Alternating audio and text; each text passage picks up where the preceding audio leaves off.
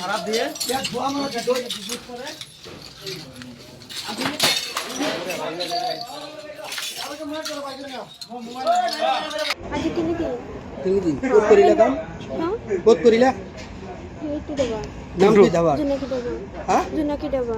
কিমান দিনৰ পৰা আহা?